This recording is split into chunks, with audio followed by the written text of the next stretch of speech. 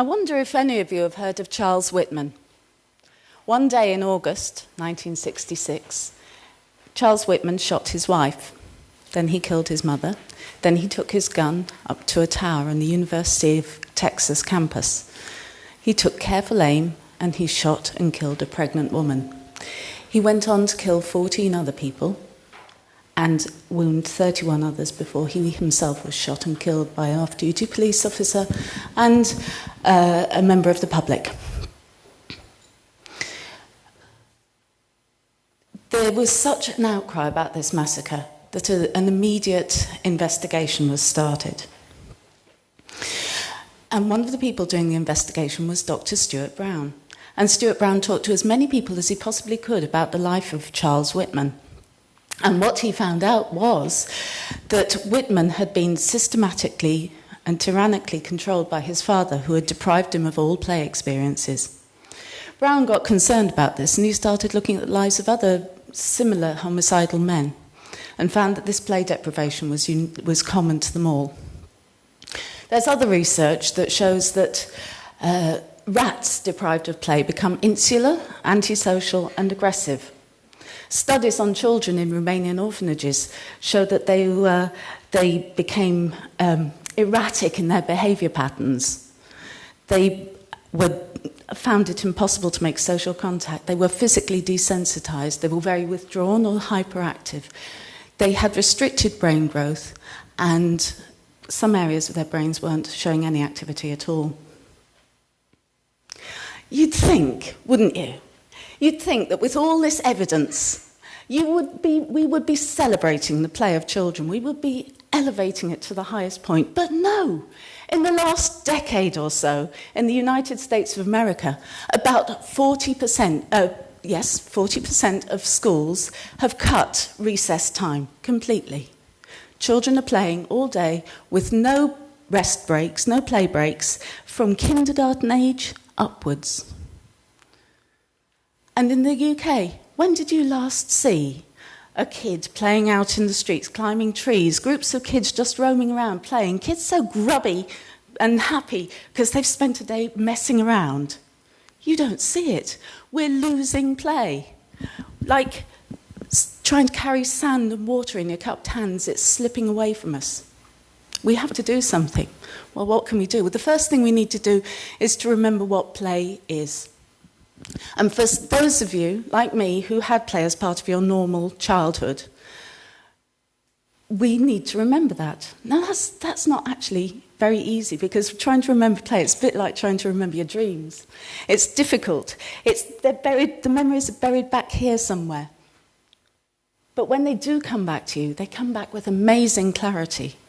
I remember running over shingle in barefoot where I grew up. I remember jumping onto jagged rocks that were covered in barnacles and slippery seaweed. I remember looking into tide pools and seeing the soap operas of life played out with the creatures in there. So there was the evil, monocled, top-hatted crab, and there was the very jittery, nervous little shrimp who was so yummy. And then there was the sea anemone with her languid tendrils luring people in. I remember swimming and diving under the water and staying under for as long as I possibly could until I thought my lungs were going to burst. I had to shoot up through the top of the waves and feel the sun on my face and shake my head and get the soapiness out of my nose and know something of how it feels to drown. I remember finding stuff on the beaches. Driftwood, rope, things that we made into other things, and finding stones that had got the impressions of ancient sea creatures pressed into them like thumbprints into plasticine. I remember finding flints, which I used for sparks and tools. And then we'd play in the wind-blown pines behind the beach, and they'd be oozing resin. And then we cut down acres of cow parsley, which smelled like celery. It's an amazing smell. And we found disused porn, and I was convinced the place was crawling with adders. And where were my parents? Where were my parents? They were asleep in deck chairs in front of the beach hut with the Daily Mail over their faces. We didn't mind. We only went back to them when we were hungry anyway. All over the world, people tell me their memories of playing, and their memories are very similar to those. They climbed trees to forage for mangoes, or they ripped old car doors off and slid down the grassy hills in Silicon Valley or Jamaica. They built dens. They built dens. They built dens from hay bales or from bits of wood they found on bomb sites, or from cushions, sofa cushions if they lived in a tower block. And in Denmark and Chicago, people told me about how in their childhood they made bricks out of snow by pushing snow into boxes and turned those into ice houses, which they lit with candles and lit fires in the middle of to stay warm. Is this a coincidence? Is it a conspiracy that all over the world children are playing in the same ways? We think there are about 16 different types of playing that children do consistently throughout the world. What's going on? Well, there is a theory that says that the human species needed to hardwire its survival skills into the growing infant brain, and that children rehearsed and rehearsed those skills over and over again in their playing. Why did they do that? Because playing feels good. It's a successful system. It works really well. So our children ancestors, they were climbing trees, not just to forage, but to get away from the things that were trying to eat them.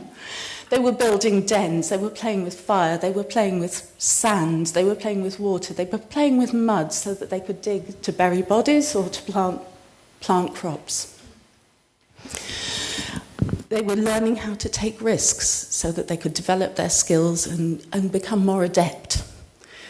They were building groups, societies within themselves. They were finding out what their passions were. They were finding out the things that they were good at, just as we still do in our playing. This feels like a million miles away from the East End, but people in the East End tell me how they used to play, and they used to play in just exactly the same ways as kids there do now, if we give them the chance. They describe how children were at the heart of their community, how they'd run in and out of each other's houses, how they got to know their families and their kinship groups, how they'd end up running errands between the houses, how they'd mind a baby, how they'd go to the shop for whatever it was they needed. Those kids living now in the East End have a more difficult time with their playing. That's partly because housing is now designed not to build community but to eliminate crime. So they can't roam freely around. And if there is someone who's responsible for play within the housing association or whatever, that person is generally the antisocial behaviour officer. And actually, antisocial behaviour development officer. Thank you very much. There's a job title for you. A friend of mine described how on a snow day recently, he'd seen the pedestrians giving a wide berth to a group of kids. And these kids were all hooded up, and they all got their masks over their faces, and they were being loud and rambunctious, and everyone was going, "Ooh, don't like the look of that." And then this guy said, "I did the same. I gave them a wide berth as well." And then I recognised that one of those kids was my son, and the others were his mates. They were just excited about the snow. Even when kids in the East End now aren't treated with suspicion, they find it very difficult to move around. You can live right next to a glorious state-of-the-art park like Mile End Park, but you can't get to it because there's an arterial route that severs contact between you and that park, and the motor car is no friend to the playing child. So imagine this. You live in a tower block. You haven't got a garden. You may have a tiny balcony. You can't play out on the green space at the bottom of the tower block because generally that's fenced and padlocked, and anyway it's covered in dog fowl. You can't get to the beautiful park near you because it's too dangerous to try. So your entire play experience is built around the times when a play chaperone either has the time or the inclination to take you out for a short period of time with a selected group of other children. That's not the doorstep bread and butter playing that we've been talking about. That's not the adults looking out for the kids. That's not the kids forming the social adhesion of the community, the playing glue. That's something completely different.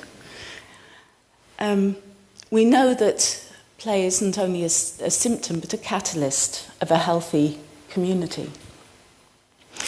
And we know that if you take play away from a society, then it's not only the kids who become dysfunctional. So, what can we do about that? Well, there are as many different answers as there are people who understand that there's a question. But there are a couple of examples I can give to you. One is of a caretaker who was watching us as we were getting ready for a play session on a bald patch of tarmac on a housing project on an estate. And he watched, and we showed him what we'd had to do to get ready for this session. And there's a big carrier bag full of broken glass and bottles and cans and general rubbish that people had thrown down. And he said, okay, I'll put that on my maintenance schedule because I don't see any reason why those kids shouldn't be able to play out here at any time, just like I could when I was a kid. That's one thing. There's another story about a woman who was at a workshop in New York who suddenly understood what the problem was and what she had to do. And she went off and told her boss what the problem was and what she was going to do, and he understood what he had to do. It turns out that the boss was the commissioner of parks for New York City, and that she was responsible for the play associates who were employed by the parks district. So they went out and they retrained their play associates. And now, instead of having organised, structured activities going on in each of the parks, they have play associates who are able to facilitate the free playing of children. There are 1,000 parks in New York. And my guess would be that there are lots and lots and lots and lots and lots and lots and lots of children. The last story is about this place, actually. The playground that was built with money from a corporate sponsor and the cooperation of the community. And it was inspired and directed by a woman who works for a registered social landlord, and she got the play bug. She got it bad. I got the bit between my teeth now. And I'm not giving up. So what she did was take one of those bald spots that was fenced and padlocked, and she turned it into a community play garden. And this garden has got shared growing beds, and it's got rolling, curling hills for kids to climb up and roll down. And it's got a tangle of trees that they can turn into dens or swings, whatever they want to. And it's got some picnic benches so that everyone can use it. And it's got a floral border, riot of colour, and a fruiting plum tree in the middle of it, which is decorated with fairy lights which come on from dusk till dawn. The reason for that is because people throw their curtains open and look at the fairy lights, and they regard the space. And drug dealers don't like that. In this space, a community has grown. The Bengali, the Somali, the white British kids, they all come and meet on that space and they play. And their parents come and they meet, coyly at first, but then they get comfortable with it and they get to chatting with each other and they chat to each other on the street. There were 2 parties this year on that space. One was a royal wedding party. And we were delighted to find that the Bengali mums were bringing out curries to contribute to the shared table. That was lovely. The other party was the Bengali Independence Day party. And Tanya and her mates were very excited. Oh, we wore saris, she said. We wore saris. But we wore them over our sweatshirt and jeans, she said, because it was blooming freezing. A community has grown up there. And it wouldn't have happened if this woman hadn't seen the issues. And having unseen and understood, there's a compulsion to act. We need to make sure that we're carrying the memory of sand and water carried in our cupped hands. But more than that, we need to make sure that our children get to have the chance to have the memory of carrying sand and water in their cupped hands. Thank you.